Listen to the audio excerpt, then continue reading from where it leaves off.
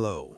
Tonight we step quietly into a samurai village, one of those tucked-away places in medieval Japan where rice paddies stretch out like mirrors under the moon, and rooftops of wood and thatch crouch close to the earth.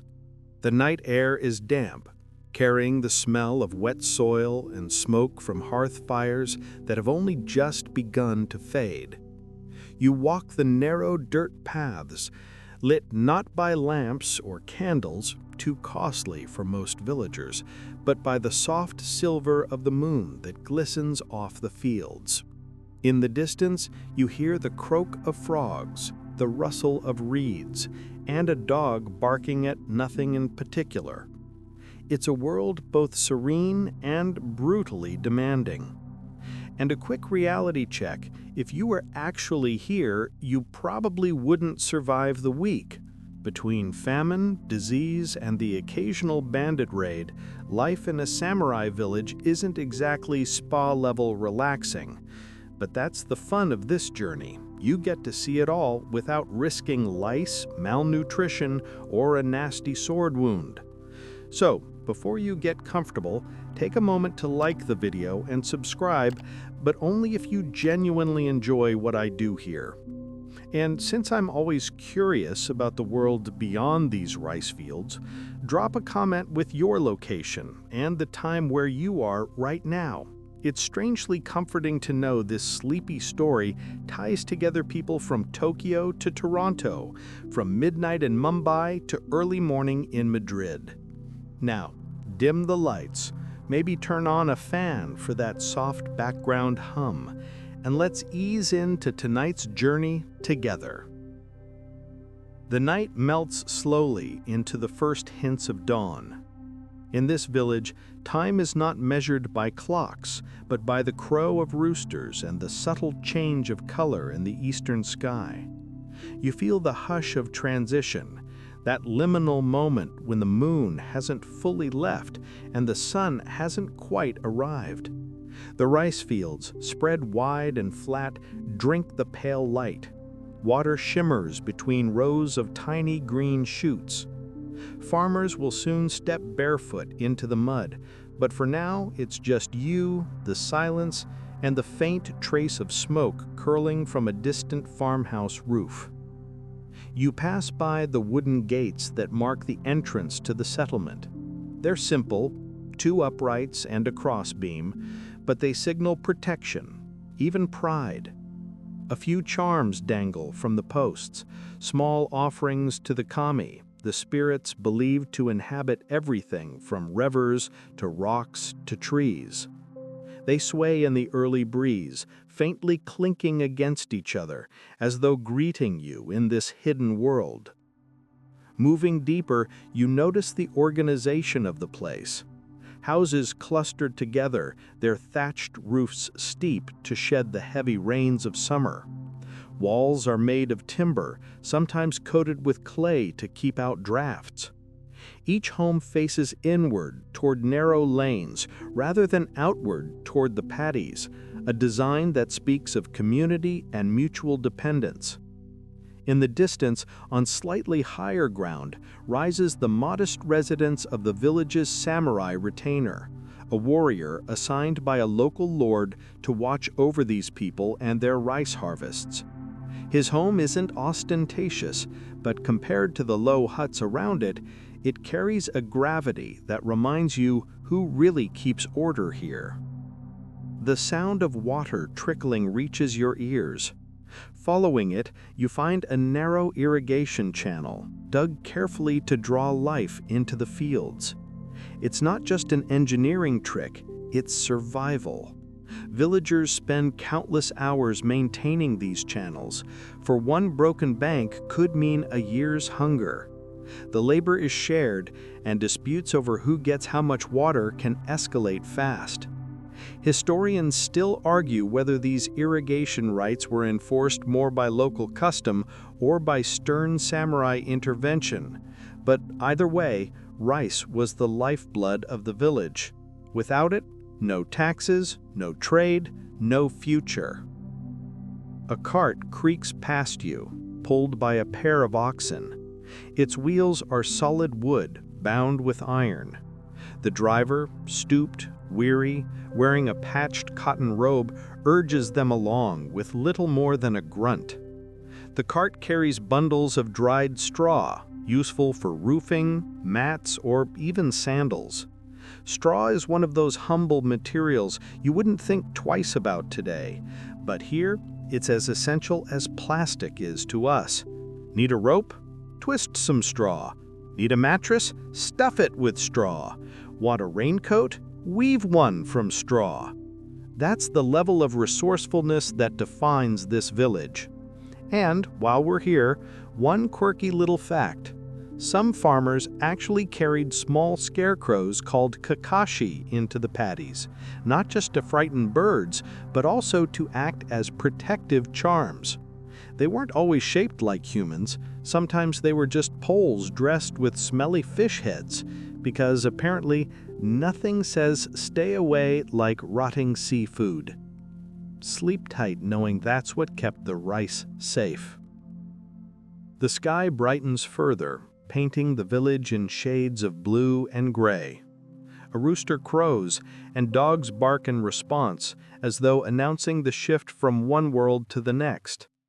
You see shutters slide open, smoke begin to rise from hearth fires, and silhouettes move behind paper screens. Daily life is waking up all around you. But in these first moments, between the hush of the moonlit fields and the stir of morning, you feel something rare, a stillness that stretches back centuries, a reminder that countless feet have walked these paths, countless hands have bent to plant rice, and countless voices have murmured prayers to unseen spirits. For now, you are part of that rhythm, not forever, just for this long, slow breath of dawn in a samurai village.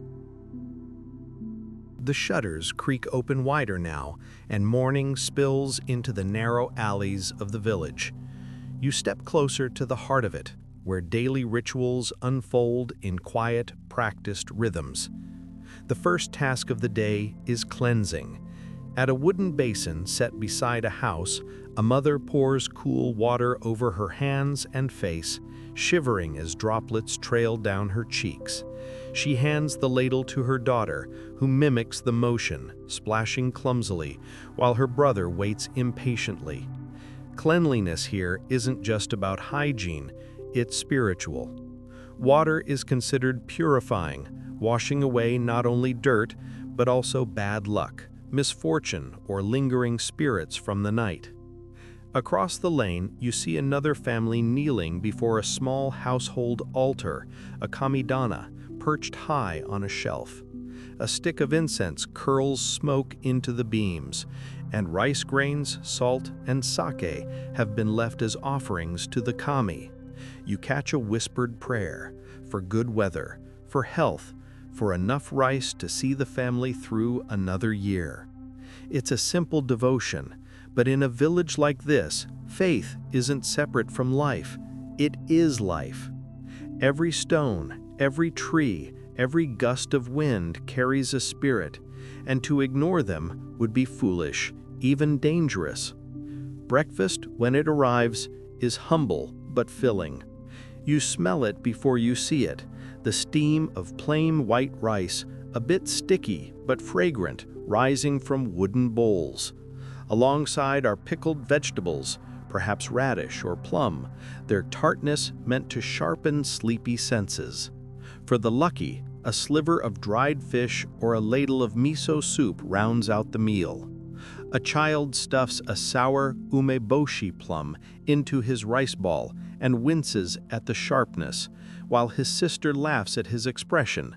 You almost laugh too, but you remind yourself, this is their fuel for a day that will be backbreaking from sunrise to sunset. The men eat quickly, often silently, before grabbing hoes, baskets, and straw hats. Women, after breakfast, clear bowls and tidy the home, their day shaped by chores no less demanding. Children, at least those old enough, have duties too. fetching water from the well, gathering firewood, or chasing chickens that insist on darting through the alleys. And tucked into this humdrum routine is one mainstream historical fact worth noting. Rice was so central to daily life in Japan that it functioned as currency. Taxes were often collected in rice. Stipends for samurai were calculated in rice, and a family's wealth was measured in how many koku of rice they could produce, one koku being roughly enough to feed a person for a year. This little bowl, steaming before each villager, it's not just food, it's money, status, and survival boiled down to a single grain. You wander toward a side lane where a few children, not yet pressed into labor, amuse themselves with play. They toss small stones in a circle, a simple game of aim and timing, while another child spins a bamboo top with surprising skill. Laughter bubbles through the air, fleeting but bright. Yet even here, discipline lurks. A stern father calls out from a doorway, reminding them that duties await. Childhood in a samurai village is short. By 7 or 8, most children are already miniature adults in their responsibilities. Still, not everything is so stern. You notice one boy clutching a carved wooden doll, its features roughly painted but clearly cherished. He hides it quickly when others tease him, but not before you see the pride in how carefully he's kept it. These small joys, fragile as they are, carry people through the grind. You continue walking and notice the smells shifting. Someone nearby is roasting barley tea, its nutty fragrance drifting through the morning air. Another hearth sends up the pungent tang of fish bones simmering for stock. Your stomach, unaccustomed to such earthy scents this early, gives a little lurch, but you can almost admire the creativity. Nothing is wasted, not even bones or skins. At the edge of the village well, a woman hums softly as she lowers her bucket, the rope creaking. You watch her muscles tense as she hauls the heavy water back up, her song never faltering. She pours some into a jug, sets it aside, then takes a ladleful herself, rinsing her mouth before sipping. Her song is old, a work tune passed down through generations. Historians still argue whether these songs were merely practical aids to labor or carried encoded spiritual significance. But either way, they tie each villager to ancestors long gone. And then there's the quirky detail of the morning. While you might expect everyone to be barefoot in such a rural place, many villagers wear straw sandals, waraji, even inside the village. They're cheap, they wear out quickly, and they're often tied directly onto bare feet with hemp cords. You notice a young man adjusting his, muttering under his breath about how the cords cut into his skin. He looks up, shrugs, and trudges on. Some things never change. Shoes are uncomfortable no matter the century. As the sun climbs higher, the air warms, and the chatter of morning fades into the steady rhythm of work beginning. Homes empty, tools clang, and oxen low softly as they're led toward the fields. The village, now fully awake, thrums with life. And you, still an outsider, get to drift among them, watching how a day in the life of ancient Japan takes root from these quiet, ritual-filled mornings. The morning hum deepens as you climb the slight rise that leads to the samurai household, the quiet seat of power in this otherwise humble village. The house stands apart, not grand like a daimyo's mansion or a castle keep, but still set on firmer ground, its walls sturdier, its gate marked by a subtle but undeniable authority.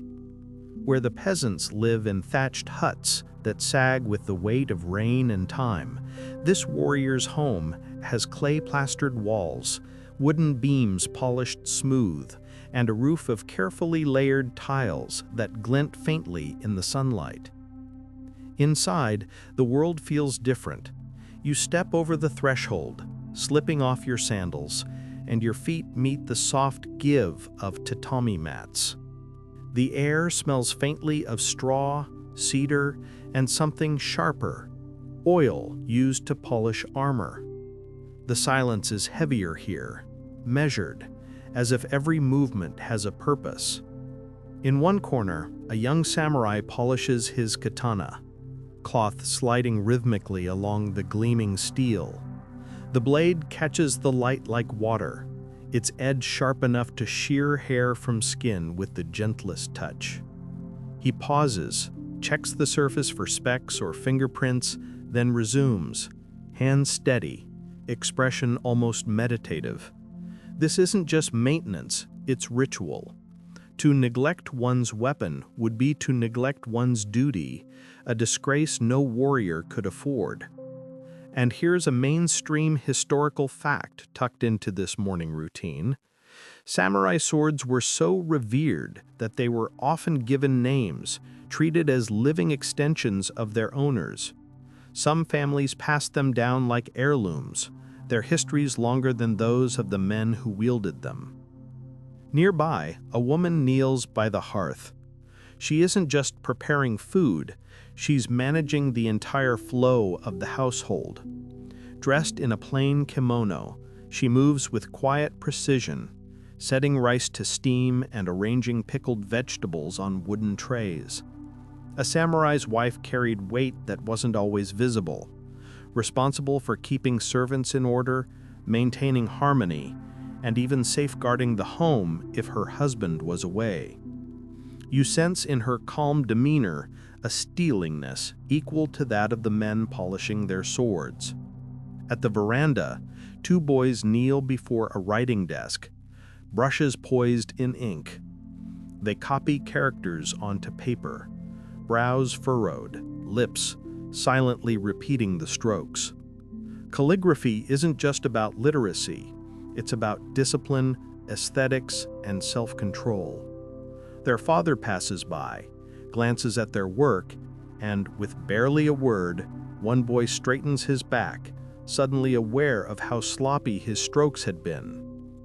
In this household, as in all samurai homes, form and order are everything. A sudden noise breaks the stillness, the creak of armor. You turn, and there he is, the master of the household, a retainer appointed by the local daimyo to oversee this village. His armor isn't as ornate as what you might imagine from movies. It's practical, lacquered plates laced together with cords, designed for endurance more than flash. He moves with the ease of someone used to its weight, pausing only to adjust a strap across his chest. You catch his eye for a moment, and though he doesn't see you, you feel the authority radiating from his presence. This is the man who decides disputes, who organizes defenses, who ensures the rice flows upward to the castle storehouses. And here's where one quirky little detail sneaks in. Despite their martial role, samurai often engaged in tasks you wouldn't expect, like arranging flowers or writing poetry. Imagine a man who spends half his day drilling in swordplay, and the other half composing a delicate haiku about a frog leaping into a pond. You can't help but smile at the contrast, steel and verse, bound into a single life. The household isn't without tension. In the corner of the veranda, two servants whisper heatedly, their voices low but urgent. You catch fragments about rice stores and shortages, about whether the master knows.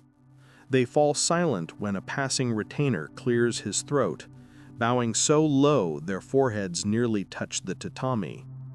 Even within these walls, order is enforced, and voices rarely rise above a murmur when authority hovers nearby. Historians still argue whether samurai households like this one lived closer to the austere ideals of Bushido, the way of the warrior, or if daily life was far messier, shaped more by economics, politics, and the constant scramble to maintain appearances. From what you see, it's a blend, duty and discipline carefully displayed, with quiet undercurrents of worry and compromise. As you linger, the rhythms of the house unfold further. A servant sweeps the veranda, bristles scraping softly against the boards. Another tends to the family's small garden, plucking weeds among neat rows of herbs. The children finish their calligraphy, bow, and scamper off, one tugging at the sleeve of the other, already whispering about a game they'll sneak in later. The master, satisfied with his armor, sets it aside and takes up a bow, inspecting the curve of the wood. He draws the string back once, twice, feeling the tension, before releasing it with a thrum that vibrates through the quiet morning. And you, still invisible, still drifting among them, sense how every detail of this place is steeped in control, ritual, and unspoken hierarchy. The samurai household isn't just a home, it's the village in miniature, a reflection of power, duty, and the fragile balance that keeps life here in motion. You leave the calm, controlled order of the samurai household and step back into the beating heart of the village. The air has warmed now, and the mist that clung to the paddies at dawn has lifted, revealing the shimmer of water stretching across the valley.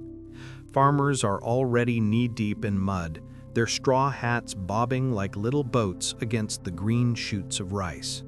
From a distance, it looks peaceful, almost idyllic. Up close, it's grueling, backs bent, muscles aching, and hands raw from pulling weeds and planting shoots. You slip into the rhythm beside them, your feet sinking into the muck. The mud oozes cold between your toes, sucking at every step, and you suddenly realize why sandals were abandoned at the edge of the paddy. The work is hypnotic. Bend, plant, step forward, bend again. A farmer hums under his breath a tune older than memory, while his neighbor mutters curses at a stubborn root that refuses to yield. This, more than anything, is the lifeblood of the samurai village. Without rice, there is nothing. No taxes for the daimyo, no stipends for the samurai, no food for the families. A single bad harvest can mean hunger or worse.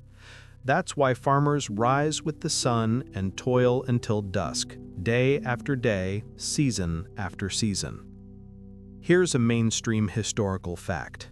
In medieval Japan, peasants made up nearly 90% of the population. They weren't just background characters in the samurai story, they were the story, the foundation on which the warrior class stood. While samurai wielded swords and wrote poetry, peasants kept rice flowing, and rice, in turn, fueled the entire economy and political order. You glance around and notice the hierarchy even within the mud. Families with larger plots work with a sense of authority, while poorer ones move with quiet deference, careful not to irritate their neighbors. Everyone depends on irrigation channels, and water rights are fiercely guarded. A man further down the row adjusts a small wooden gate, letting water trickle into his section of the paddy. His neighbor watches closely, eyes narrowing, ready to protest if too much flows one way. Historians still argue whether village disputes over water were settled more by communal consensus or by samurai oversight. Judging by the tension in the man's jaw as his neighbor mutters under his breath, you suspect both. First, whispered negotiations, then, if that failed, a trip up the hill to the retainer's house. A little further on, women work side by side, hands quick and practiced. One balances a baby on her hip, planting rice with her free hand. Another has tied her sleeves back with strips of cloth, mud streaking her face, sweat dripping down her neck. They chatter while they work, sharing gossip, complaints, even jokes. You catch one woman laughing about a neighbor's drunken singing the night before, and for a moment the field ripples not just with water, but with amusement. And then comes the quirky detail that makes you smile. Some farmers wear woven caps not just to shade their faces, but to scare away leeches. Yes, leeches. The flooded paddies are crawling with them, waiting for bare legs to wander by. To keep them off, villagers smeared ash or even pickled vegetable brine on their skin, a rustic form of insect repellent that probably made them smell like a strange picnic. Imagine wading through knee-deep water, humming a work song, and suddenly feeling something squishy latch on. Talk about a wake-up call. Children dart along the paddy edges, carrying bundles of seedlings in baskets. They stumble, splash, and laugh until their mothers bark warnings. One boy skids dramatically, sending seedlings flying into the water, and earns a swift smack on the head for his trouble. Childhood may be short here, but it still sneaks moments of clumsy joy. As the sun climbs higher, the fields shimmer like mirrors, reflecting light so bright you have to shield your eyes. The farmers don't stop. They can't. Sweat trickles down their backs, mixing with mud, their breaths coming in steady rhythm. You notice how their bodies move in unison, an unspoken choreography honed by necessity. To watch it is to see not just labor, but a kind of living machine powered by hunger and hope. At the edge of the paddies, an elder sits on a rock, his hoe resting beside him. His back is too bent now for field work, but his eyes follow every movement, sharp and unyielding. He calls out advice, sometimes welcomed, sometimes ignored, with the authority of decades in the mud. You sense he's not just watching the rice, he's watching the future, making sure the younger ones understand the stakes. The smell of damp earth rises thicker as the day grows warmer. Dragonflies skim over the water, their wings catching sunlight in flashes of color. Birds swoop low, hunting for insects stirred up by the workers' feet. Nature isn't just scenery here, it's constant company, sometimes blessing, sometimes menace. By midday, the farmers pause, gathering at the drier edges of the field. They squat in clusters, unwrapping simple meals from cloth bundles, more rice, of course, with pickles or maybe a sliver of dried fish. They eat quickly, laughing between bites, wiping mud from their hands onto their clothes. A jug of water, or sake if someone was lucky, passes from hand to hand. Rest is brief, the rice doesn't plant itself. When they return to the paddies, you linger a moment longer, watching the way sun, water, and people weave into a single tapestry. It isn't glamorous, it isn't romantic, but it is steady, essential, and deeply human. Without these bent backs and muddy feet, the samurai would have no rice to tax, no meals to eat, no swords to polish. The peasants may not wear armor or carry swords, but out here in the shimmering fields, you understand. They are the hidden strength of the village, the quiet engine of ancient Japan. From the muddy paddies, you wander toward the drier, busier lanes of the village, where sound shifts from croaking frogs to the sharper rhythm of human craft. Here, the air hums with activity that is no less vital than rice farming. A hammer strikes metal in steady beats. A saw rasps through wood. A faint smell of lacquer mixes with the smoky tang of charcoal fires. You've entered the realm of the artisans, the men and women whose hands shape tools, armor, and objects that keep this village functioning. The first workshop you pass belongs to a carpenter. The doorway is wide open, letting light spill across wooden beams, planks, and half-finished carts. He works crouched low, pulling a long saw toward him with each stroke. Japanese saws cut on the pull, not the push, a clever design that gives precision with less effort. His apprentice sweeps curls of shavings into piles, while another sands the edge of a board until it glows smooth. Carpentry here isn't just about building houses, it's about crafting bridges for irrigation canals, repairing carts for harvest, and carving shrines for the gods. Every plank has a purpose. Further down, the clang of metal draws you to a blacksmith's forge. The heat slams against your face before you even cross the threshold. Sparks shower as the smith hammers glowing iron on an anvil, shaping a tool that looks like a hoe but could easily be a spearhead. His arms glisten with sweat, muscles flexing under the rhythm of each strike. The boy working the bellows huffs in determination, his arms trembling, but he dare not falter. The smith shouts encouragement, more bark than praise, yet the boy straightens his back and keeps pumping air into the roaring fire. Here's a mainstream historical fact worth noting. The forging of swords in Japan reached such technical refinement that some blades contained over 30,000 individual layers of steel. That meticulous folding wasn't for show. It combined flexibility with cutting power, turning a strip of metal into something almost alive. Even in small village forges like this, knowledge of metallurgy carried the weight of centuries. But not every piece of work was so lofty.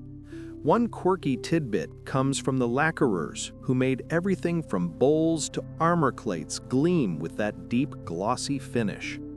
Lacquer, tapped from tree sap, hardened into a waterproof surface, but it was also highly toxic before curing.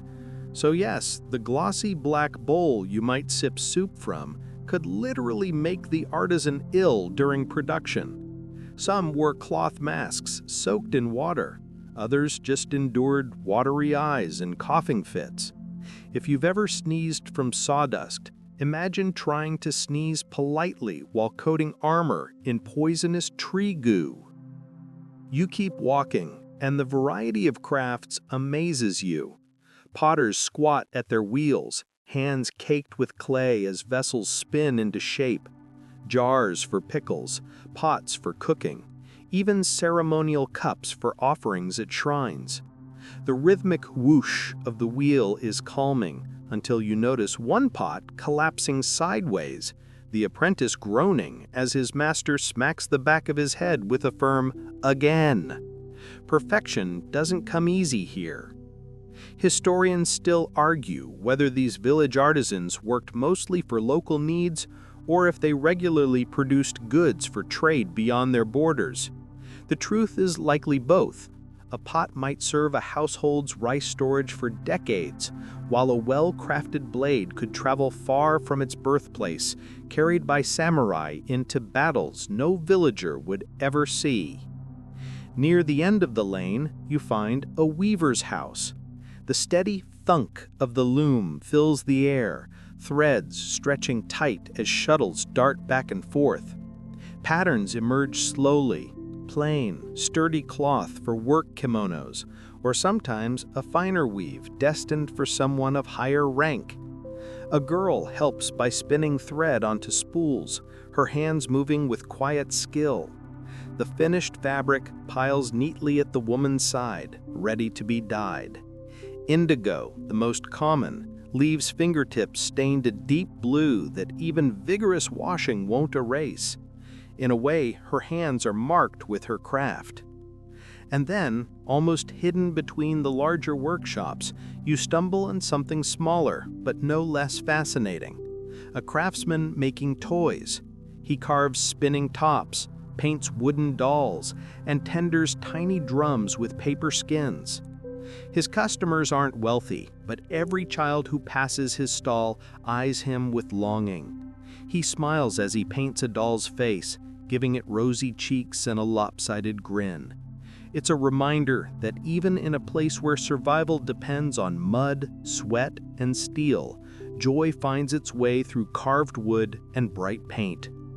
As the day heats up, the village hum of crafts blends into a chorus: hammer, saw, wheel, loom. Each sound is both ordinary and profound, the heartbeat of a community making what it needs to endure. You linger, caught by the rhythm, realizing that while samurai hold swords and peasants plant rice, it's the craftsmen who keep both supplied. Without their hands, the samurai household would crumble, the rice would rot, and daily life would grind to a halt. By now the sun stands higher, pouring gold over the thatched rooftops and shimmering fields. The heat presses down, but in one shaded corner of the village, life follows a different rhythm, quieter, slower, yet no less important. You drift toward a low wooden building where children gather cross-legged on mats, their chatter filling the air like sparrows before a storm. This is the learning place, not a formal school in the modern sense, but a corner of a temple, or sometimes just a teacher's home, where knowledge is passed down. A wooden tablet hangs outside, marked with inked characters, a quiet announcement that lessons are underway. Inside, the air smells faintly of ink and old wood, mingled with the faint must of straw mats warmed by bodies. The children bow as the teacher enters. He's not a samurai, but a literate villager, perhaps a Buddhist monk, perhaps a retired official fallen on modest times. His robes are simple, his hair tied back, his demeanor stern yet patient. He clears his throat, and at once the chatter dies. Today's lesson begins with recitation. The children chant syllables in unison, their voices rising and falling like waves. I-ro-ha. The ancient poem doubles as both a moral teaching and a complete syllabary, each sound of the Japanese language folded neatly inside. Their small voices stumble over tricky passages, and the teacher's eyes narrow, but he lets them continue. Learning isn't about perfection, it's about repetition, the steady engraving of knowledge into memory. Beside the chanting, a boy dips his brush into ink, carefully tracing characters on rough paper. His strokes wobble, his lines uneven, and soon he leaves a smudge across the page when his sleeve brushes the wet ink. He winces, expecting rebuke. Sure enough, the teacher raps the desk lightly with a stick. No harsh punishment, just a reminder. Discipline begins with the smallest movements. Here's a mainstream historical fact. Literacy in medieval Japan wasn't universal, but among samurai households and temple communities, it was valued highly. Boys of warrior families learned not only swordsmanship, but also reading and writing, considered essential for governing, correspondence, and even composing poetry. Even some peasant children, if their families could spare them from field work, gained access to these lessons, especially through temple schools known as terakoya.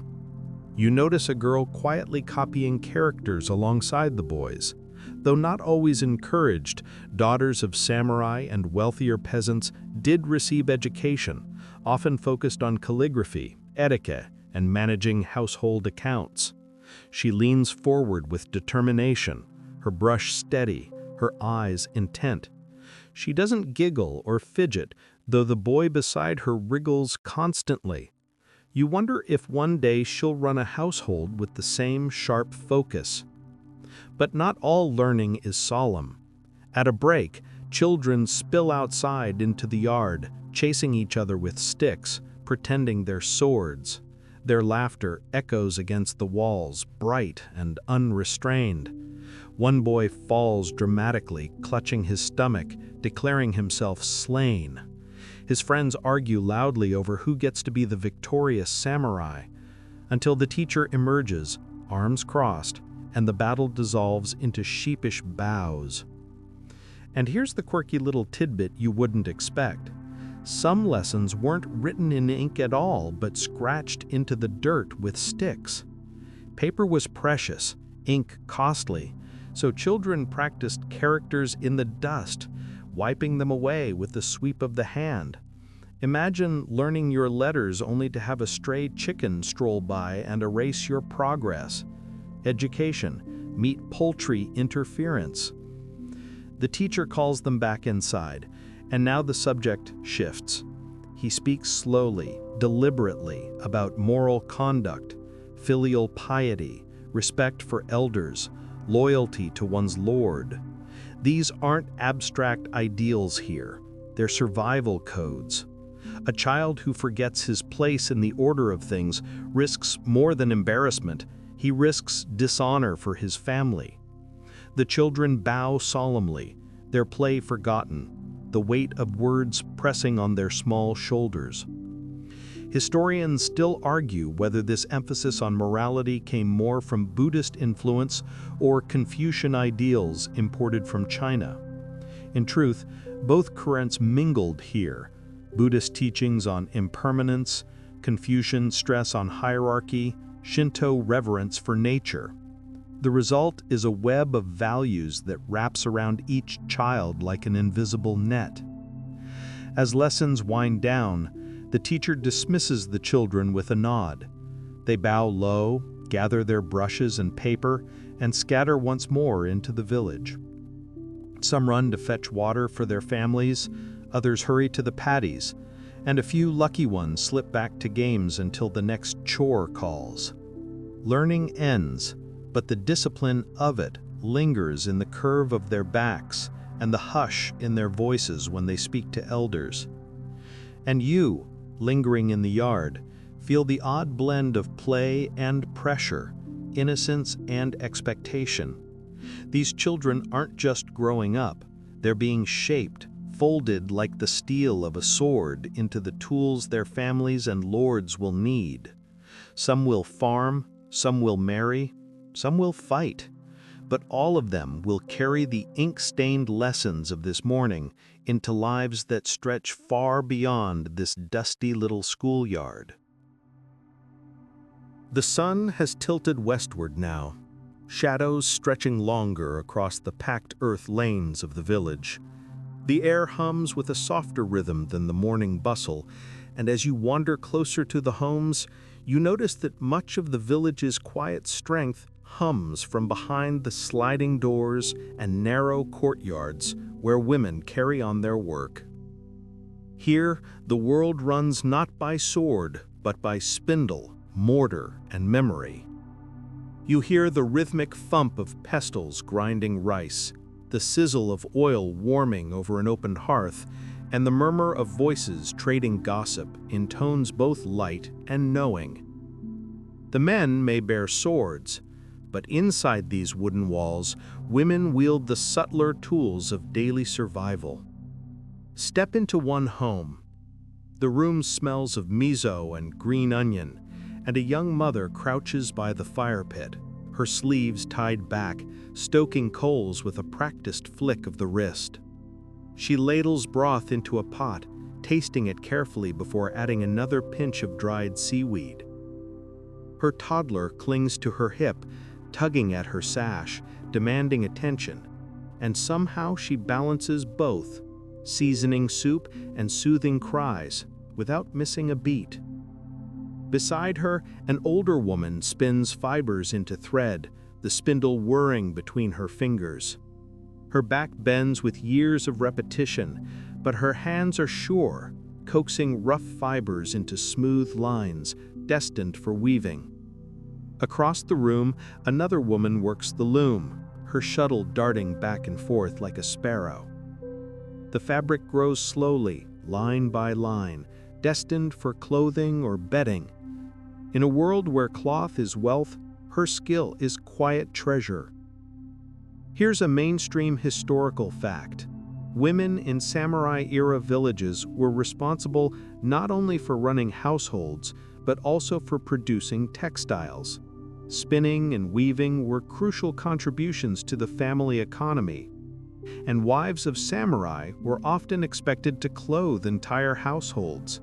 Some even produced armor padding and undergarments for warriors heading into battle.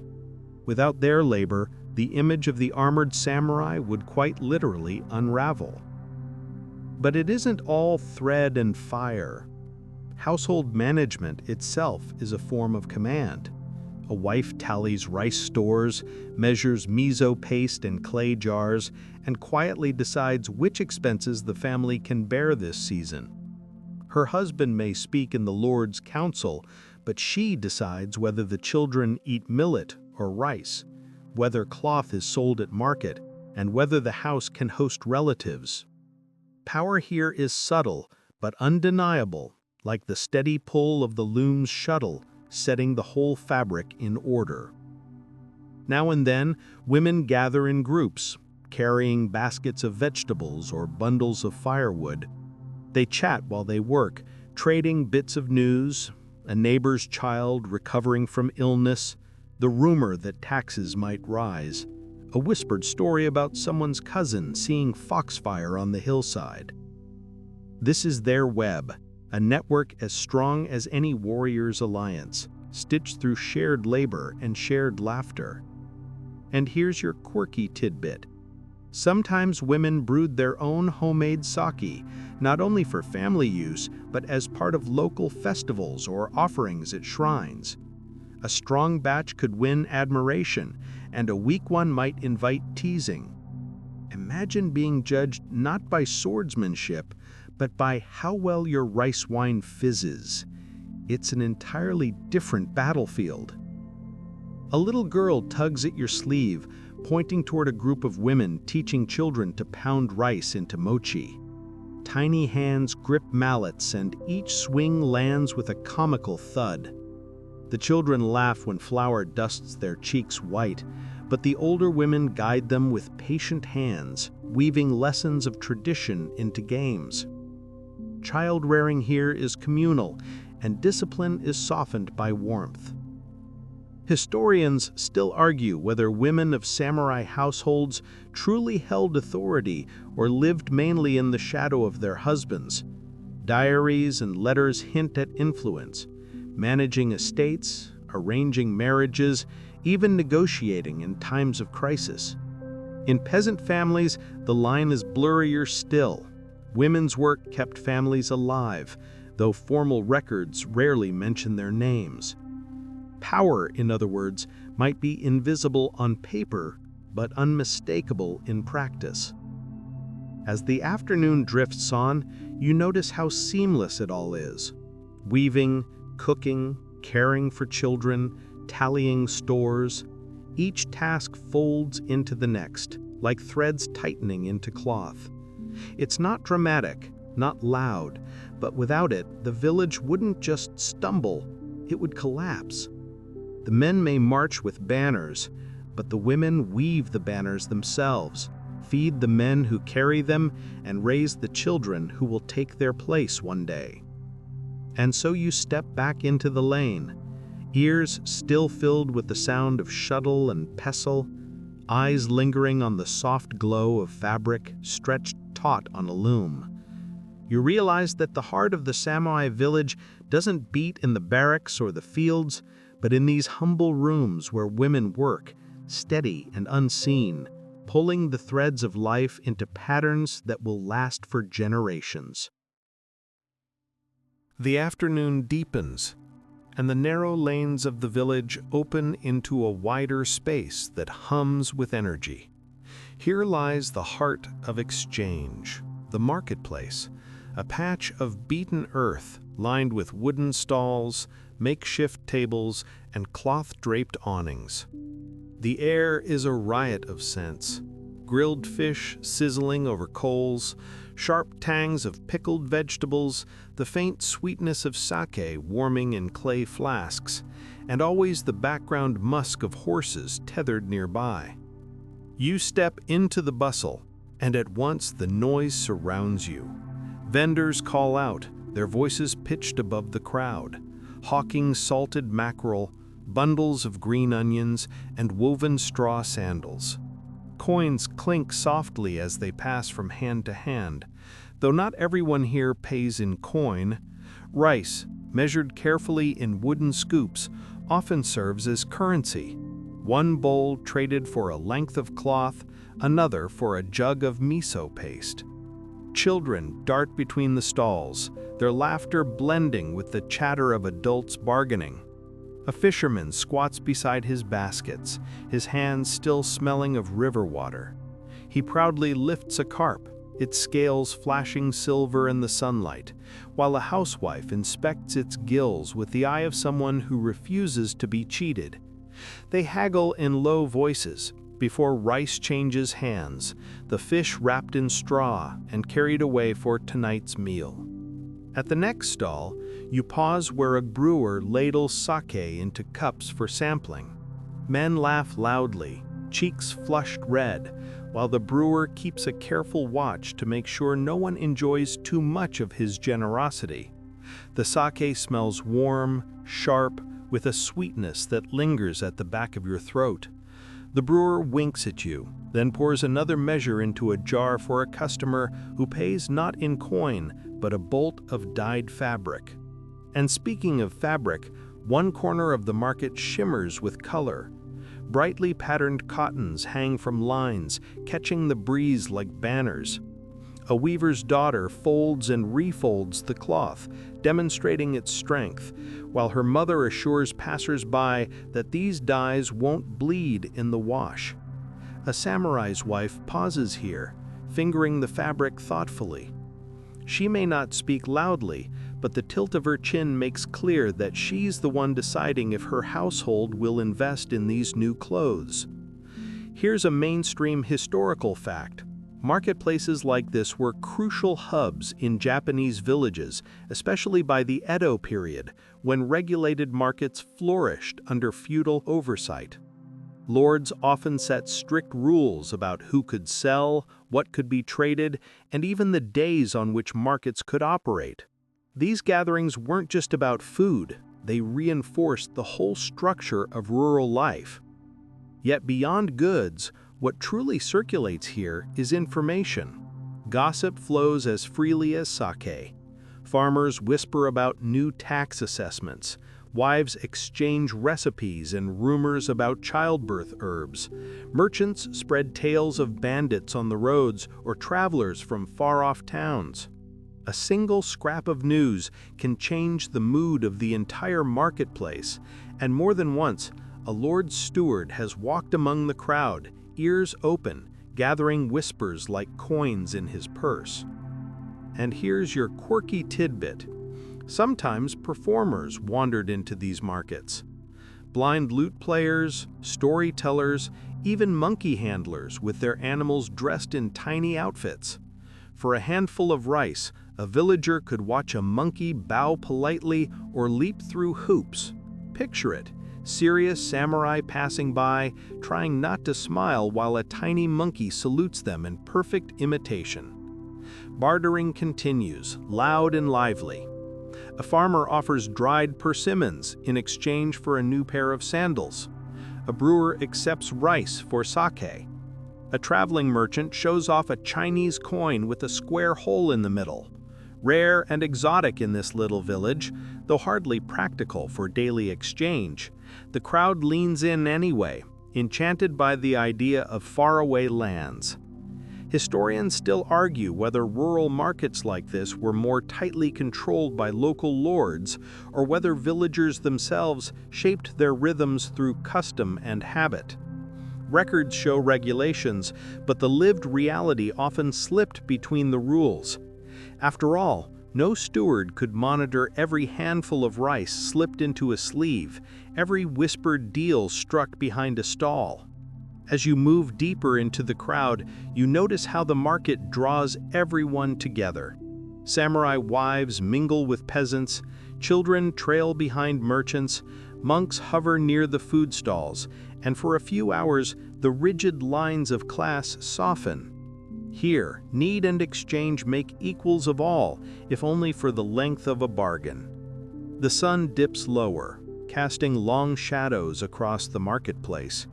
Stalls begin to pack away their goods, unsold fish salted for tomorrow, cloth folded neatly into bundles, and leftover sake sealed tight. The noise dwindles, though laughter still rings here and there, lingering like smoke after a fire. By nightfall, this patch of earth will fall silent, waiting for the next burst of trade and chatter. You step away at last, pockets empty but senses full. The taste of sake still on your tongue, the image of bright cloth fluttering in the breeze still vivid. The market may have been just another afternoon's gathering, but here in the bustle, you've seen the village not as scattered households, but one pulsing body, alive with barter, rumor, and the weaving of community. Evening approaches, and with it the softer tones of daily life. The market has thinned, the shouting of vendors fading into the gentle hum of crickets. You follow a narrow path that winds uphill toward the quieter spaces of the village, places where voices lower, where footsteps slow, where the weight of unseen presences presses gently on your shoulders. The first stop is a small Shinto shrine tucked beneath the shade of ancient cedars. Its gate, the torii, rises simple yet proud, red paint fading but still strong against the deep green of leaves. Passing beneath it, you feel a subtle shift, as if the air itself has thickened, cleaner somehow, more deliberate. Villagers bow their heads as they step through, the chatter of everyday life falling away in reverence. At the shrine's heart stands a wooden hall, its roof thatched, its rope of braided straw strung across the entrance with zigzagging paper charms. Incense coils gently at a low altar, and a young woman steps forward to clap her hands twice, bow, and whisper a prayer. Perhaps she's asking the kami for a good harvest, or safe childbirth, or maybe just fewer quarrels at home. The exact words vanish into the breeze, but her sincerity lingers. Nearby, children chase each other around the shrine's courtyard, giggling until their mothers hush them. They bow clumsily before tossing small coins into the offering box. It's a scene as old as the trees themselves, reverence braided together with play, life flowing on both sacred and ordinary levels. Here's a mainstream historical fact. In medieval Japan, Shinto shrines and Buddhist temples often stood side by side, their rituals blending into what's called Shinbutsu Shugo, a syncretic practice that treated kami and Buddhas not as rivals, but as complementary guardians. Villagers rarely worried about theological contradictions. They simply honored both, believing each could lend aid in different spheres of life. You continue along the path to a larger Buddhist temple, its bell housed in a wooden frame waiting to be struck at dusk. The air here smells richer, more layered, incense thick with sandalwood, smoke curling like phantom rivers into the rafters. Monks in gray robes move quietly, sweeping the courtyard, arranging offerings of fruit, and adjusting lanterns in preparation for evening prayers. Inside, the hall is dim, the flicker of candles painting golden light across a statue of the Buddha, serene and distant. Villagers kneel on tatami mats, palms pressed together, lips moving in murmured sutras. Some chant from memory, their voices soft yet steady, while others simply bow their heads in silence, letting the rhythm of prayer wash over them. A mother guides her child's tiny hands into the correct position, whispering the words so he can mimic her. For him, faith begins not in belief, but in gesture. And here's your quirky tidbit. Sometimes villagers slipped notes, written prayers, or even little drawings between the wooden beams of temple halls or under shrine stones. These makeshift petitions might request help with a toothache, a lost chicken, or even luck in gambling. Imagine the gods sorting through divine paperwork, rolling their eyes at another plea for, "Please let me win at dice tonight." As the temple bell tolls, its deep note rolling across the valley, the village seems to pause. Even farmers far in the fields might straighten and bow their heads at the sound, acknowledging the rhythm that ties them to something beyond themselves. For a moment, time softens.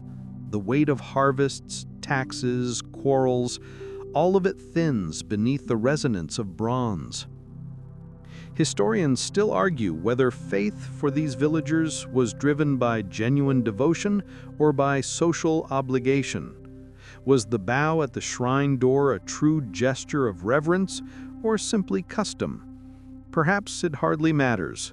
Ritual itself creates meaning, weaving people together through shared movement and sound.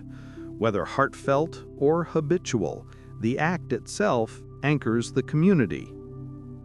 You linger as lanterns are lit, their glow spilling onto the temple steps, mingling with the last threads of sunset. Incense continues to curl, carrying prayers upward or inward, or maybe just into the night air where they mingled with cricket song. The villagers disperse slowly, shoulders lighter, voices softer. And you too drift back down the path, feeling a calm that isn't quite yours but still clings to you. Sacred and ordinary have braided together here, and the village beats on in rhythm not only with its markets and fields, but also with its shrines and temples, each breath of incense a reminder that life is more than survival. Its meaning layered quietly into every bow, every chant, every flickering lantern. The night has settled thick and warm, yet the village pulses with unusual energy. Lanterns sway in the breeze, their paper shells glowing like fireflies, strung in careful rows along the main street. The air is full of music, not from instruments polished and refined, but from drums beaten with sturdy hands, from bamboo flutes carrying high notes above the chatter, and from clapping that grows into a rhythm all its own. Tonight, the ordinary dissolves into celebration. A festival has begun. You step into the crowd, and it feels as though the entire village has spilled into the streets. Men and women who only hours ago were bent over fields or hearths now wear bright cotton robes, yukata dyed in indigo, patterns of waves, cranes, or swirling clouds. Children dart between legs, their laughter ringing louder than the drums, chasing each other with little paper fans or sticks of candied fruit that glisten under lantern light. At the center of it all rises a tall wooden tower, decorated with red cloth and hung with bells. From its platform, musicians beat out rhythms on great taiko drums. The sound is thunder rolling down into your chest, vibrating with each strike. Around the tower, villagers join hands or move in concentric circles, their steps simple, repetitive, yet hypnotic. This is the Bon Odori, the communal dance that binds generations, honoring the spirits of ancestors said to return during this season. Here's a mainstream historical fact. Festivals like Obon and seasonal celebrations were vital in Japanese villages, not just as religious observances, but as rare breaks from labor. They gave communities a chance to feast, play, and renew bonds. Lords and officials tolerated and sometimes even sponsored them, knowing that shared joy made for steadier loyalty. Off to one side, laughter erupts as two hefty men square off in a sumo match. There is no arena here, just a ring drawn in dirt, villagers forming the boundary with their cheering bodies. The wrestlers stomp their feet, clap their hands, and then lunge, the impact sending dust flying. Children squeal with delight, while old men lean forward, eyes gleaming, shouting encouragement in raspy voices. Victory earns nothing more than pride and applause, but that's enough. The crowd roars as one man tumbles out of the circle, his grin as wide as his opponent's. And here's your quirky tidbit. Some rural festivals included contests of endurance, like who could hold a bucket of water the longest without shaking, or who could balance on one leg until everyone else toppled. These silly games, half competition and half comedy, were as beloved as the more serious rituals. Imagine the stoic village headman wobbling like a crane after 3 minutes, his dignity falling faster than his balance. Food stalls lined the street, filling the night with irresistible aromas. Skewers of grilled eel hiss over open flames, sweet rice cakes glisten under powdered sugar, and steaming bowls of noodles are slurped down eagerly. Villagers treat themselves freely tonight, trading coins or scoops of rice for delicacies they couldn't afford daily. Even the sternest samurai softens, savoring dumplings as children tug at his sleeves, urging him toward the lantern-lit games. The shrine too plays its role in the festival. Priests in white robes carry sacred branches through the crowd, blessing the revelers, reminding them that beneath the laughter is reverence. Offerings are placed at the altar, fresh vegetables, sake, and even little cakes shaped like animals. But faith tonight feels lighter, braided into joy rather than solemnity. The ancestors, villagers believe, are not to be feared, but welcomed, invited to join in the feast and music. Historians still argue whether such festivals were primarily religious observances or cleverly disguised opportunities for social relief. Were they truly about honoring spirits, or were they excuses to dance, drink, and find romance in the lantern-lit dark? Perhaps they were both. After all, humans are rarely good at keeping joy and piety separate. As the night deepens, the festival grows even more alive. Lanterns float down the river, each carrying a flickering candle, bobbing gently along the current.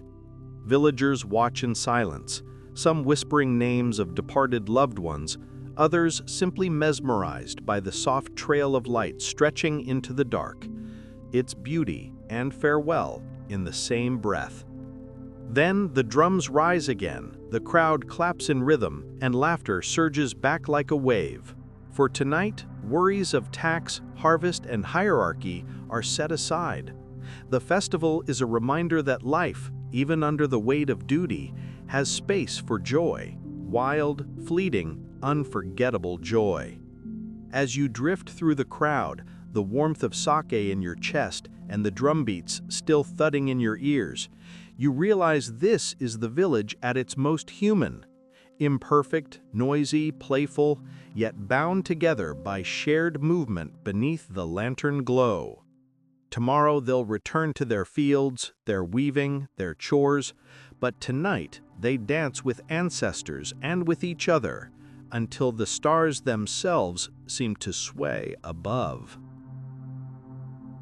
Morning fog curls low across an open patch of earth at the edge of the village. It smells of dew and damp straw, and beneath the quiet chatter of birds, you hear the crisp snap of bamboo arrows flying, the hiss of blades drawn free from their scabbards. This is not a farmer's field or a place of market trade. It is the training ground, where samurai sharpen both body and spirit. You stand at its edge, and the sight is as mesmerizing as it is intimidating. A group of young men kneel in rows, bows taller than their own frames resting beside them. The master, gray-haired and lean as a reed, paces slowly before them. His voice is calm, but every word lands with weight. The bow is not merely a weapon, it is a path. Aim not at your enemy, but at yourself. If your heart wavers, your arrow will wander. The disciples bow their heads, taking his words as seriously as the bowstrings they will soon draw. They rise, each one planting feet with careful precision. Bows creak as strings are pulled back, arms trembling under the strain. Then, in near-perfect unison, arrows release. Thwip, thwip, thwip. Some strike the straw target squarely, others wobble wide, and one lands embarrassingly short. The unlucky archer winces as his comrades chuckle softly. The master raises an eyebrow, then simply says, "Perhaps your spirit was hungry. Eat rice next time." You suppress a grin. Apparently even discipline allows for sarcasm. Further off, another group drills with wooden swords. Their shouts, sharp and rhythmic, slice the morning air as they strike, block, and retreat in practiced forms. Sweat shines on their brows, yet their movements remain measured, each swing a steady and control rather than raw force. A boy stumbles, overreaching with his strike, and his partner taps him lightly on the head in mock rebuke. The master, ever watchful, reminds them, "Victory is not speed. Victory is stillness." Here's a mainstream historical fact. Samurai training encompassed not only martial techniques, but also philosophy, poetry, and etiquette. The warrior ideal was not brute strength alone, but a cultivated balance of martial skill and inner discipline, often referred to later as bushido. A samurai was expected to compose a poem as deftly as he could draw a blade. Nearby, a group sits cross-legged on the ground, listening to another instructor lecture on battlefield formations. He traces lines in the dirt with a stick, explaining how units of archers shield advancing swordsmen, how terrain can be turned from obstacle to ally. The young men lean in, eyes following the diagrams, though one stifles a yawn. Strategy, it seems, is less thrilling than swordplay, but perhaps more vital. And here's your quirky tidbit. Training sometimes included practicing on bundles of straw wrapped in old clothes, mock enemies that could be cut, stabbed, and pummeled without complaint.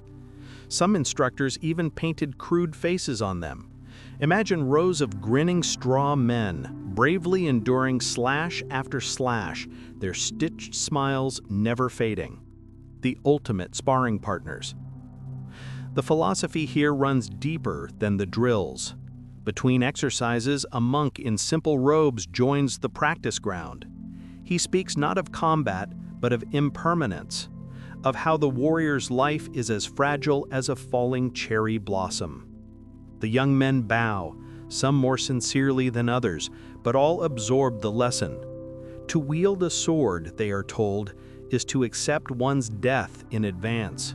Paradoxically, that acceptance is what frees a samurai to fight without fear.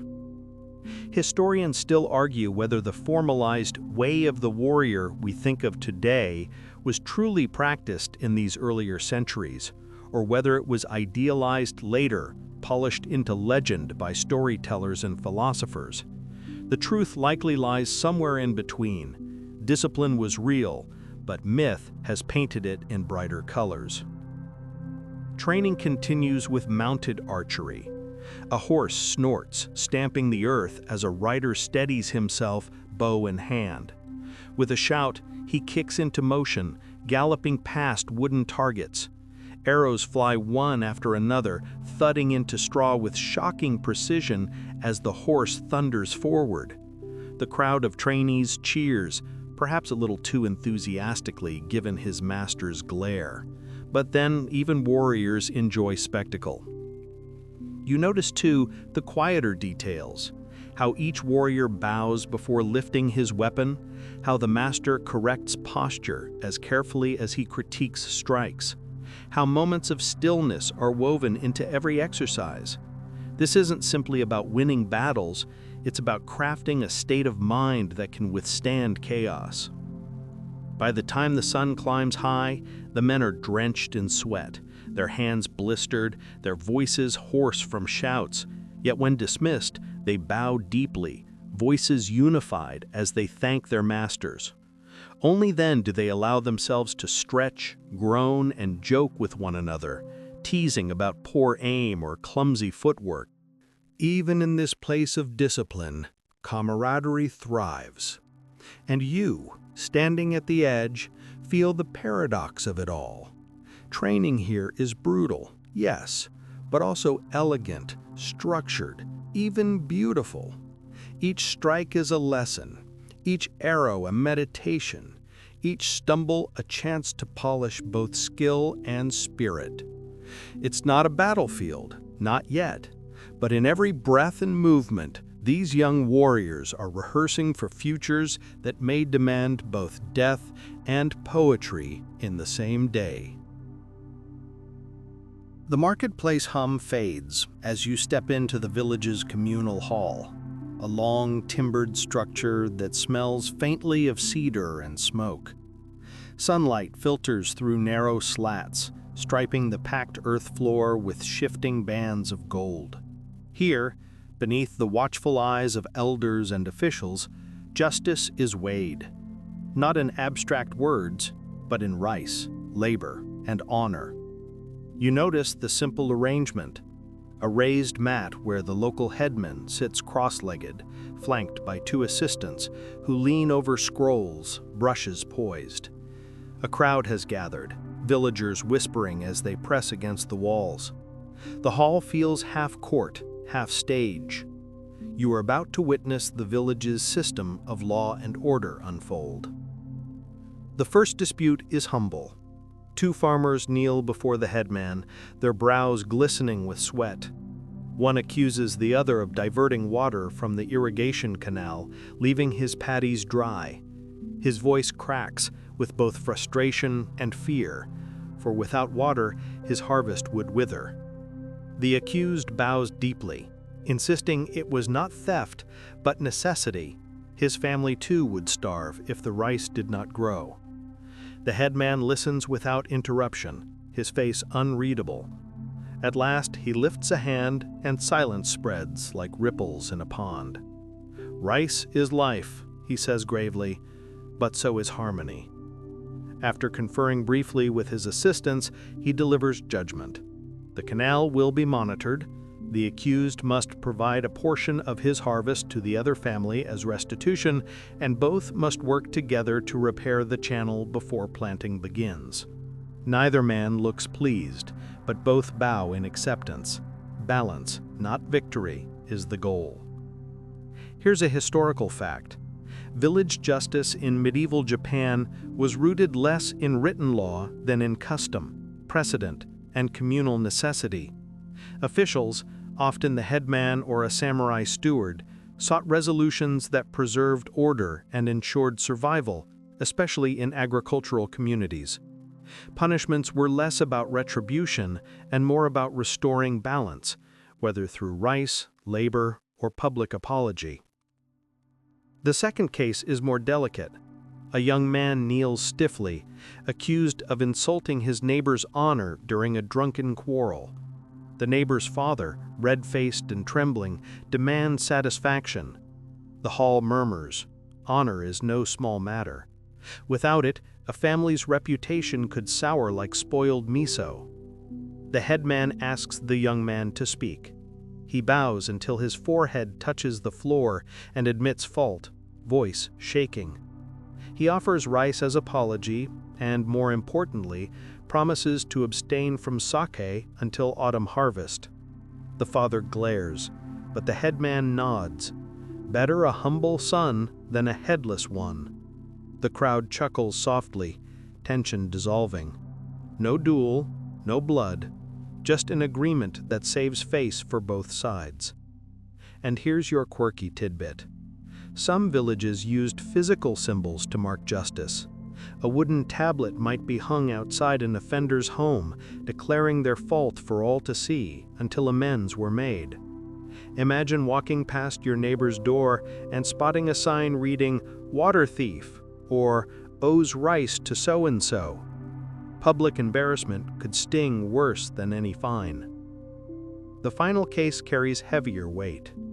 A farmer is accused of failing to meet his rice tax, the very levy that supports the local lord.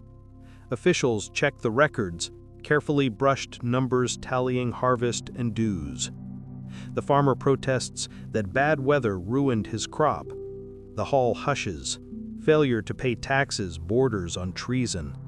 But after a long pause, the headman rules with a blend of severity and mercy. The man must work extra days repairing roads for the domain, and his neighbors will temporarily share his burden, trusting that fortune will turn next season. In this way, obligation becomes communal, duty woven as tightly as straw in a rope. Historians debate how much freedom villages truly had in administering justice. Some argue local autonomy was significant, while others emphasize the ever-present shadow of samurai stewards and the lord's demands. What is clear, however, is that order was not enforced by distant rulers alone. It was enacted daily in these halls, where disputes over rice, water, and honor shaped the fabric of community life. As the cases conclude, villagers disperse into the afternoon sun. Some leave relieved, others bitter, but none defy the judgments given. For in this small society, peace depends on shared acceptance. Justice here is neither swift sword nor written decree. It is negotiation, compromise, and the careful weighing of survival against pride. And you, standing quietly among them, see how law and order in this village are not separate from daily life. They are braided into every harvest, every quarrel, every bow of apology. In these simple rulings lies the invisible thread that binds the community together, ensuring that even in hardship, harmony endures. The sky changes before you feel it. At first, it is only a bruise-colored smear at the horizon, a dark line that creeps over the bright spring morning. Then, as hours pass, the light dims, the air thickens, and the familiar hum of the village dulls into nervous silence. You've been here long enough to recognize what the villagers already know. A storm is coming, and not the gentle, refreshing kind that nourishes rice shoots. This one has weight. It hangs heavy, promising more water than the fields can drink. You hear the first drops splatter against thatched roofs like impatient drummers. Then the downpour begins in earnest, sheets of rain hammering the paddies, the pathways, the wooden bridges across narrow streams. Children are pulled indoors, oxen tethered under makeshift shelters. Within minutes, the village lanes dissolve into rivulets, and the carefully tended rice shoots bend under the onslaught, fragile as green hairs. The storm rages for days. Thunder booms across the valley, and the swollen river gnaws at its banks, biting away earth and carrying it downstream. By the third night, you see torches flickering along the levees, villagers working shoulder to shoulder in the dark, hauling stones and logs to brace the embankments. Their clothes cling wet to their skin, their hands raw from rope burns. Even samurai descend from their houses to join the labor, not because they love muddy toil, but because if the fields are lost, rice stipends vanish, and with them, their pride and sustenance. Here's a mainstream fact. In medieval Japan, flooding was a persistent enemy of agrarian life. Villages invested enormous communal effort into maintaining irrigation channels, levees, and dikes, yet a single typhoon could undo months of work overnight. Natural disaster wasn't just inconvenience. It could mean starvation, or worse, the wrath of the local lord if taxes could not be paid. By the time the rains ease, the damage is clear. Sections of the paddies have turned to brown lakes, seedlings uprooted and drifting aimlessly. The harvest already looks thinner. You can almost hear the calculations in villagers' minds: how much rice remains, how many mouths it must fill, and whether the Lord will accept excuses carved by weather. Scarcity arrives not as a sudden crash, but as a slow tightening of the belt. Meals shrink, steaming bowls of rice diluted with barley, millet, or wild herbs. The taste is rougher, earthier, and far less satisfying. Children chew slowly, eyes darting to the pot, as if it might magically refill. Women stretch what they can. Pickled radishes thinned with water, broths made of bones boiled again and again, fish dried so thin that it cracks like parchment between fingers. Your quirky tidbit. In times of shortage, villagers sometimes ground acorns into flour. The paste was bitter and required careful leaching to remove toxins, but it filled stomachs. Imagine looking at an acorn not as squirrel food, but as tomorrow's bread. Scarcity reshapes daily rhythms too. The laughter you once heard in the marketplace quiets. Conversations become whispers of barter, 2 measures of millet for 3 bundles of firewood. And arguments over storage jars sometimes end in blows. Children still play, but with less energy, their games shortened by empty stomachs. Elders, meanwhile, insist on smaller portions for themselves, passing their share to grandchildren, though no one speaks of the sacrifice aloud. And yet, resilience shows itself. Neighbors pool what they have, organizing group hunts in the forest or foraging expeditions into the hills. Women gather wild greens and chestnuts, children search for edible roots. The community relies on knowledge passed down through generations. What mushrooms won't kill you, which plants can be boiled into medicine, which tree bark can be shaved into bitter but edible pulp. At the shrine, incense burns more heavily. Villagers kneel with offerings of sake, dried fish, even small carved charms, asking the kami to show mercy. Some whisper prayers to Kannon, the bodhisattva of compassion, believing she hears the cries of the hungry. Historians still argue whether religious devotion during crises was more about genuine faith or about reinforcing community morale. But standing in the smoke of the offerings, you feel the sincerity in their bowed heads and trembling hands. As the weeks crawl by, resilience hardens into something sharper. Men patrol the edges of the storehouses at night, guarding against thieves. The law may say stealing rice is punishable by death, but desperation blurs the line between survival and crime. More than once, you hear whispers of someone caught with stolen grains, forced to confess before the headman. Justice in scarcity feels harsher, less forgiving, the stakes sharpened by hunger. Still, there are moments of humanity. One evening, you find yourself near a family hearth where a mother carefully ladles her portion into her daughter's bowl, smiling faintly, as though she isn't hungry. The child, too young to notice, eats happily, cheeks flushed from the fire. In that dim light, you realize survival is not only about rice and millet, it is about kindness, stretched thin, but still unbroken. Historians debate whether famine strengthened or fractured village bonds. Some evidence suggests communal cooperation deepened, while other accounts describe villages splintering under the pressure, neighbors turning against each other.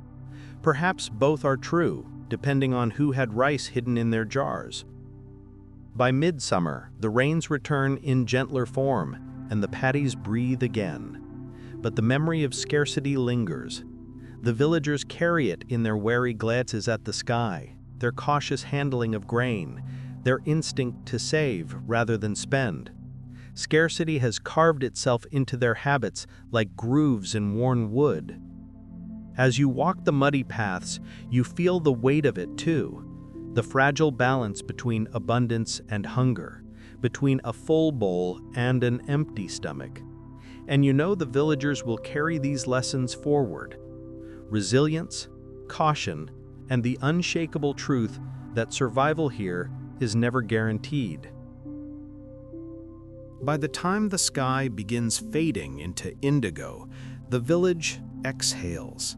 The long hours of toil, of bargaining, of repairing broken levees or arguing over water rights, these give way to the softer rhythms of evening.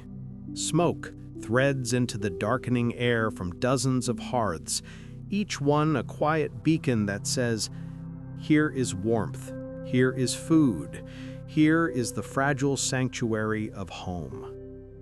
You step inside one such house, ducking beneath the low lintel. The air shifts immediately.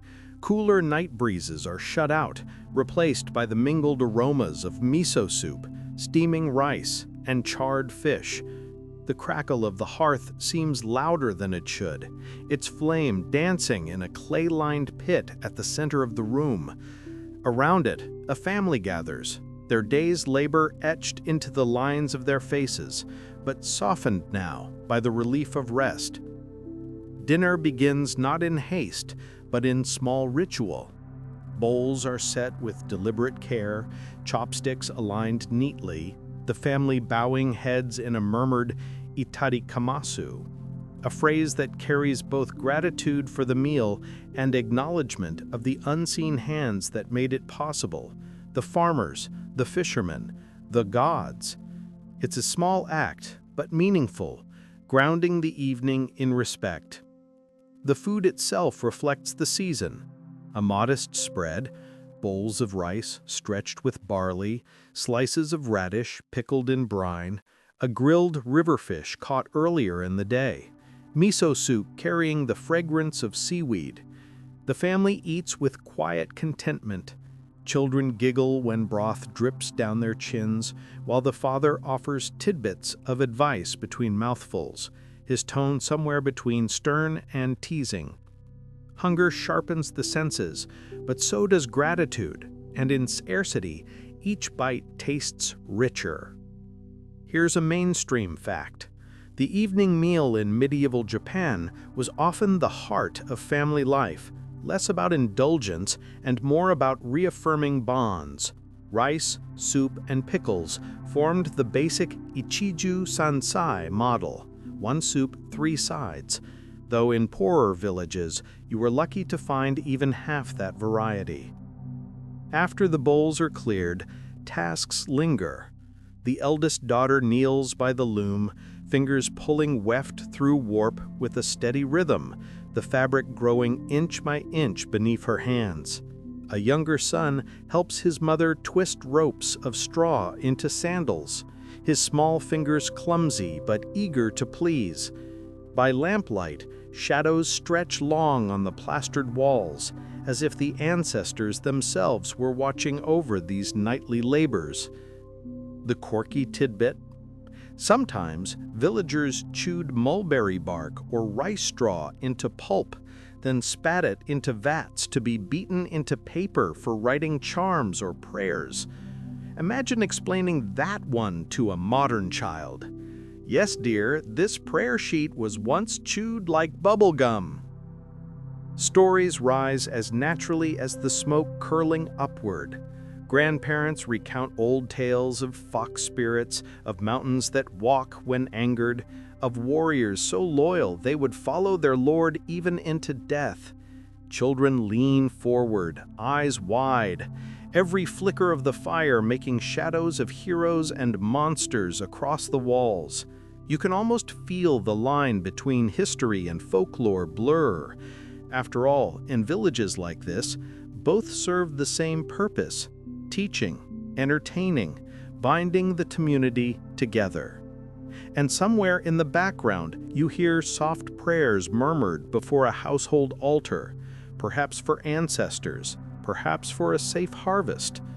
The altar is modest, a shelf with the candle, offerings of rice, maybe a sprig of evergreen, but it carries weight. It reminds everyone in the room that their lives are threads in a longer weave, connected to those who came before and those yet to come. Historians still argue whether evenings in samurai villages were dominated more by work or by leisure. Some sources emphasize relentless productivity, while others hint at warmth, storytelling, and shared rest. Standing here, you sense both: the balance of chores and moments of comfort, discipline softened by affection. As the fire dims, children yawn and are tucked under futons laid neatly across the tatami. Fathers unroll bedding with the practiced ease of repetition, while mothers check once more that embers are banked safely in ash to last the night. The sounds outside, the distant bark of a dog, the rustle of wind in bamboo, melt into the hush of sleep. In that hush, you feel the village's pulse slowing. Each family hearth is a small universe where fatigue transforms into warmth, hunger into shared sustenance, worry into whispered tales. For all the harshness of storms, scarcity, and labor, the night grants a reprieve. Within these walls, survival is not just endured, but lived, quietly, fully, together. The village exhales, and the last traces of daylight slip behind the hills. Lanterns have been extinguished, leaving only the soft glow of embers flickering in hearths, painting tiny rooms in orange and shadow. You walk slowly along the narrow lanes, noticing the hush that has settled over homes, the quieted stirrings of animals, the subtle sigh of wind in the rice paddies. Tonight, the village sleeps, and you follow its rhythm, letting your own steps soften to match. In one household, the embers smolder beneath the ashes, a soft heat radiating upward. Children snuggle beneath thin futons, the rise and fall of small chests steady and peaceful. Parents sit nearby, whispering the last instructions for tomorrow, voices low but patient. They fold blankets, rearrange sleeping mats, and adjust small bowls of water or salted rice for early risers.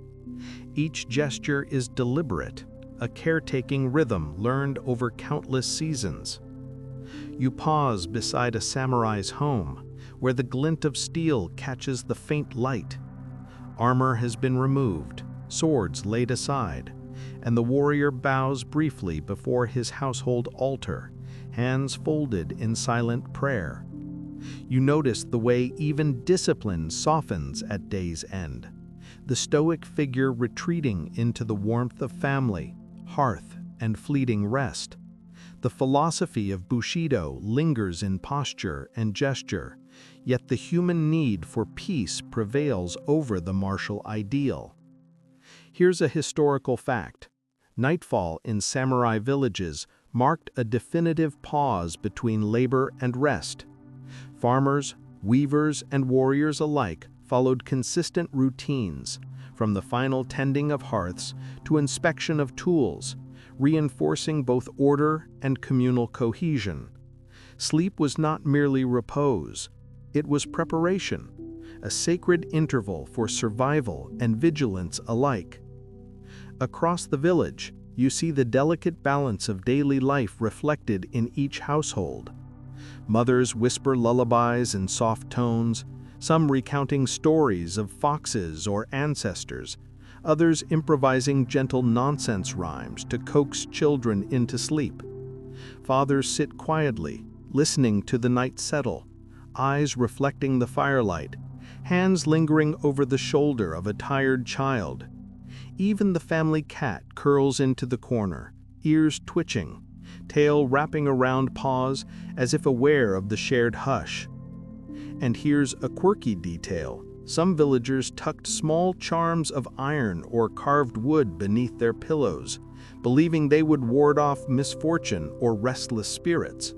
You can imagine drifting to sleep with a tiny sword or lucky talisman at your side, dreams tinged with both protection and superstition. Historians still debate how much the samurai household truly differed from peasant homes at night.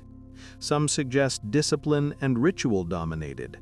Others emphasize the universality of care, comfort, and routine. Standing here, you sense both, the shadows of steel, the echo of orders, yet also the soft intimacy of hearth, food, and story. As embers fade further and the wind rustles softly through the trees, the village seems to exhale as one. Dogs rest with paws tucked beneath their chests, chickens huddled in coops, and fireflies blink lazily among the reeds. The air carries the faint smell of cooking smoke, wet earth and rice paddies at night, comforting, grounding, familiar. You too feel sleep tug gently at your eyelids, each breath synchronizing with the rise and fall of countless households around you. In dreams, you wander among the green fields, the markets, the training grounds. You hear the faint clash of wooden swords, the laughter of children, the murmur of prayers, and the soft creak of looms. Steel and rice, discipline and harvest, laughter and reverence, they mingle in your mind, as inseparable as they are in village life. And slowly, softly, you drift further, carried on the steady pulse of a world both fragile and enduring, alive in its quiet rhythms, secure in its nightly surrender to rest. The day closes, and a final hush wraps the village. Embers glow faintly in hearths, the scent of smoke lingering as a lullaby. Families nestle into futons, hands and stories fading into sleep. You feel the soft, steady heartbeat of life here, the mixture of labor, ritual, and care that defines existence in a samurai village. Outside, wind whispers through the bamboo and rice, a gentle accompaniment to slumber. Breathe slowly, let your muscles ease, and imagine the quiet warmth of the hearth wrapping around you. Dreams drift in the scent of wood smoke, in the echo of footsteps on packed earth lanes, in the distant laughter of children and the soft murmur of monks' prayers. Even the weight of swords and responsibilities seems lighter here, tempered by the lull of routine and the deep comfort of communal life. Soon, the night itself seems to fold around you, protective and patient.